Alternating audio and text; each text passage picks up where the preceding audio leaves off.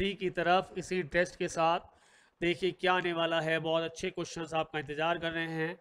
इस तरह की यदि आपने प्रैक्टिस पे रहे तो दुनिया की कोई ताकत आपको दहायत से नहीं रोक सकती।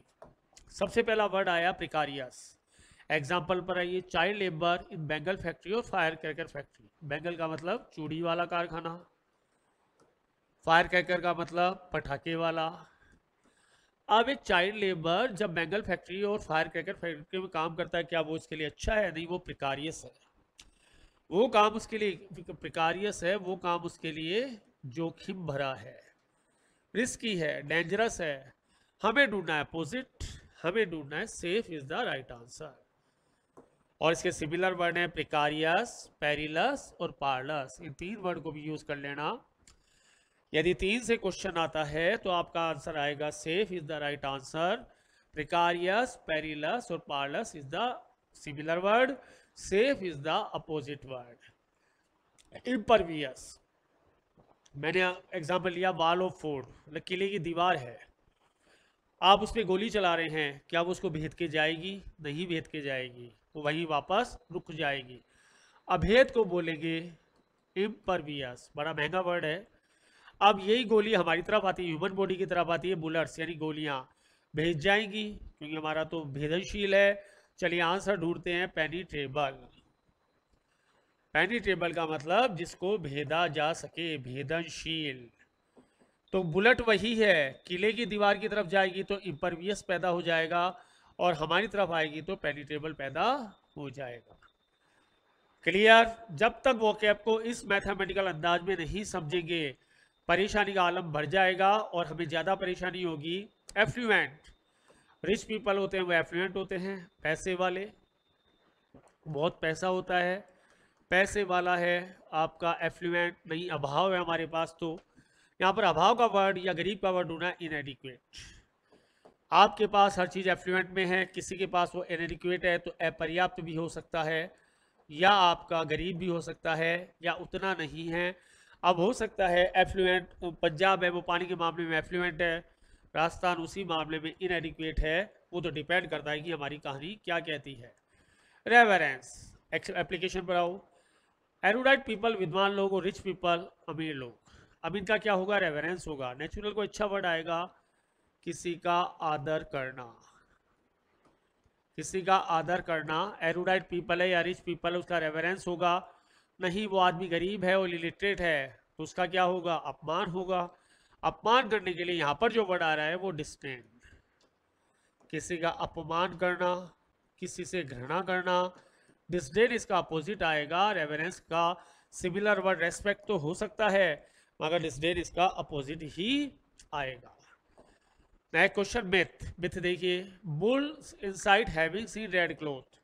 ये एक मिथ है कि सांड लाल कपड़े को देख के भड़क जाता है। एक मिथ है, एक मिथ्या धारणा है। मिथ्या धारणा एक झूठी धारणा है। सांड को कलर से कोई मतलब नहीं होता, मिथ्या धारणा है। ये बात सुनते सुनते हम और आप बड़े हो गए कि सांड के पास लाल शर्ट पहन के मत जाना, एक मिथ है। एक्चुअल फैक्ट क्या है? Bull is colour blind. सांड तो कलर ब्लाइंड होता है, उसको कलर का पता ही नहीं होता। एक फैक्ट है, B is the right answer. एक सत्य है। मिथ्या धारणा क्या है? Bull inside having seen red cloth. और फैक्ट क्या है? साइंस क्या कहती है?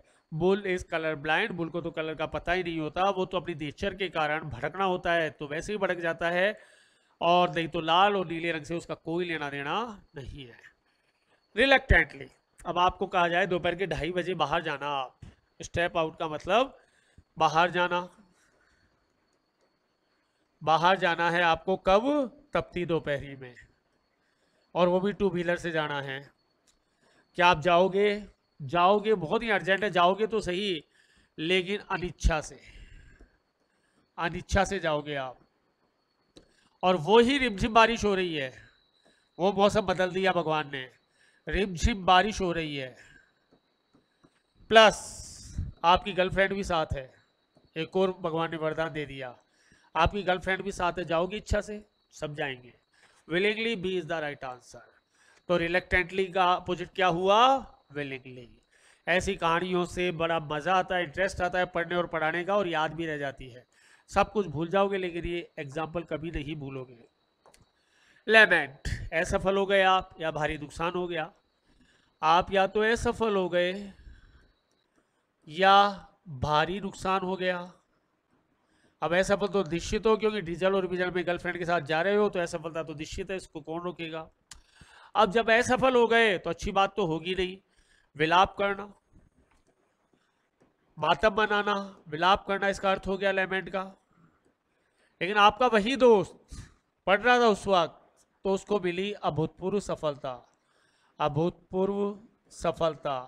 अब वो क्यों मुंह लटकाएगा भाई, वो तो खुश होगा। Rejoice is the right opposite of lament.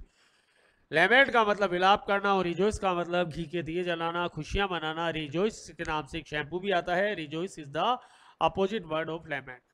Ecstasy, आप जमीन खोद रहे हैं, खोदते खोदते आपको गड़ा हुआ धन मिल गया, गड़ा हुआ धन मिल गया। क्या होगा, बहुत ज्यादा खुश, परम आनंद होगा आपको। अरे यार फोकट में इतना पैसा मिल गया, परम आनंद मिलेगा आपको, बहुत ज्यादा खुशी मिलेगी, बहुत ज्यादा हर्ष मिलेगा, एक्स्टेसी प्राप्त मिलेगी। लेकिन दूसरी ओर एक और घटना घट गई। आपके बैंक अकाउंट से किसी हैकर ने मनी विड्रॉ कर लिया, खटाखट 10,000, 4 बार, 5 बार, 6 बार, पूरा का पूरा पैसा विड्रॉ कर लिया और आप कुछ कर भी नहीं सकते सिवाय आप जो है ग्रुप दुख प्रकट करने के अलावा। तो जब आपके हैकर ने पैसा निकाला तो आपको ग्रीफ हुआ, और जब आपको गड़ा हुआ ट्रेजर ट्रोव मिला तो आपको एक्स्टेसी अनुभव हुई। कहानियां याद रह जाएगी, किरदार अपने आप आ जाएंगे। कहानियां याद रखो, किरदार ऑटोमेटिक टपकेगा। एमिनेंट, एमिनेंट का एमिनेंट कोई ज्योतिष हो सकता है। मैं पूछूं जयपुर का एमिनेंट डॉक्टर कौन है, लॉयर कौन है साहब, क्रिमिनल में खर से बता देंगे, क्योंकि उनकी जो है रुतबा बहुत ज़्यादा है। कोई लॉयर हो सकता है, कोई एस्ट्रोलॉजर हो सकता है, कोई डॉक्टर हो सकता है, किसी भी फील्ड में जो भी जिसका फील्ड है। एमिनेंट का मतलब होगा प्रसिद्ध, प्रसिद्ध को बोलेंगे आप एमिनेंट। अपोजिट पर आना है, unknown is the right opposite. तो एमिनेंट का मतलब प्रसिद्ध होगा और अननोन का मतलब जिसको कोई नहीं जानता हो, अभी अभी आपका अननोन। जो जिस फील्ड में माहिर है तो वो एमिनेंट है, नहीं है तो अननोन है। नेक्स्ट पर आइए, रजिस्ट, बेतुकी नीति आ गई साहब, किसान बिल आ गया, बेतुकी नीति आ गई, कोई भी बेतुकी नीति का क्या होगा, रजिस्ट होगा। बेतुकी नीति का क्या होगा, रजिस्ट होगा। नहीं, फायदेमंद नीति आई है, फायदेमंद नीति आई है। हाँ साहब, गैस सिलेंडर 500 रुपए का मिलेगा, लुक्रेटिव पॉलिसी। चिरंजीवी में 25 लाख का बीमा मिलेगा, लुक्रेटिव पॉलिसी। लोग इसका विरोध क्यों करेंगे। 100 यूनिट तक कोई पैसा नहीं लगेगा, लोग इसका विरोध क्यों करेंगे। हाँ, अभी कह दो कि साहब 20 रुपए पर यूनिट, देखो आपका रजिस्टर चालू हो जाएगा। इसको लोग मजबूत करेंगे, इसका साथ देंगे। मजबूत करना, मजबूत करना 45 अपोजिट है इसका, और रजिस्ट इसका विरोध करना। और आपको याद रखना है, रजिस्ट के साथ कोई प्रपोजिशन नहीं आता है, कोई प्रपोजिशन नहीं आएगा। हाँ, जो इसका भाई है प्रोटेस्ट, कन्फ्रंट, वो अगेंस्ट लेंगे, और प्रोटेस्ट और ये रजिस्ट बिना प्रपोजिशन के आएगा। सब कुछ आपको एक्सप्लेन करना है खुद के जरिए, कुछ नहीं करना है। आइए कुछ एप्रोप्रिएट ग्रामर के साथ आते हैं। The United Kingdom, England, Wales, Scotland and Northern Ireland. United Kingdom इन देशों से बना हुआ है। ओके, अब यहाँ पर एक चीज देखिए, यूनाइटेड किंगडम से पहले आर्टिकल द है, बिल्कुल है।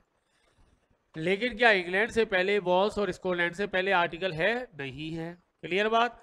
अब आता है भरना क्या है। आपको यहाँ पर कॉम्प्राइज ही भरना है, कॉम्प्राइज ऑफ नहीं भरना। यूनाइटेड किंगडम बना है, बना होता है इंग्लैंड से, वॉल्स, स्कॉटलैंड और 4 देशों से। कॉम्प्राइज के साथ प्रपोजिशन ऑफ नहीं आएगा। यदि कंसिस्ट लेता वो तो प्रपोजिशन ऑफ के साथ लेता, तो ये ऑप्शन गलत, ये ऑप्शन गलत, इसका कोई मतलब ही नहीं है। C is the right answer. He will impart no information, impart यानी देना, इम्पार्ट यानी पढ़ाना, इम्पार्ट यानी किसी को देना। इम्पार्ट के साथ प्रपोजिशन टू आएगा, इम्पार्ट के साथ प्रपोजिशन टू आएगा। He will impart no information to anyone. Impart यानी पढ़ाना या देना, इम्पार्ट कहलाएगा। 13 पर आइए, he has full facts but is deliberately hiding them, वो उसको छिपा रहा है। आपके पास कोई ऐसा तथ्य हो जो आपको पता तो है लेकिन आप उसे जगजाहिर नहीं करते, अब द स्लीव कहलाएगा। बहुत अच्छी फ्रेजल वर्ब। अब इस स्लीव आंसर आएगा। फैक्ट इज अप स्लीव का मतलब है वो चीज सिर्फ आपको पता है, पूरा सिर्फ आप जानते हैं लेकिन जग जाहिर नहीं है, ऐसा प्रेजेंटेशन और ऐसी फ्रेज कहलाएगी अप स्लीव। ये हमारी स्लीव है, स्लीव काफी जगह काम आएगी। The appearance of the city day by day, जहां डे बाय डे काम में आ गया वहां पर प्रेजेंट कंटिन्यूअसली काम में आता है। Is changing is the right answer. तो आपको याद रखना है नाउ डेज के साथ आपका प्रेजेंट कंटिन्यूअस आता है और डे बाय डे जहां पर आ गया वो टेंस भरने के लिए आया तो आपका इज चेंजिंग आएगा। Is changing is the right answer. Question number 15 को वेरी वेरी इंपॉर्टेंट कर लेना। डायमंड रूल है, 7 स्टार रूल है।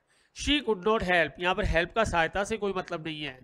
यहाँ पर जो आएगा she could not help but laughing, वो हंसे बिना नहीं रह सकी। She could not help laughing, but laughing आएगा, वो वहां पर हंसे बिना नहीं रह सकी। She could not but laughing या हेल्प लाफिंग, या लाफिंग बनना सही है, बट की कोई जरूरत ही नहीं है। She could not help laughing, वो हंसे बिना नहीं रह सकी, ये मतलब इसका। हेल्प का सहायता से कोई मतलब नहीं है। तो आपको 3 वर्ड याद रखने हैं।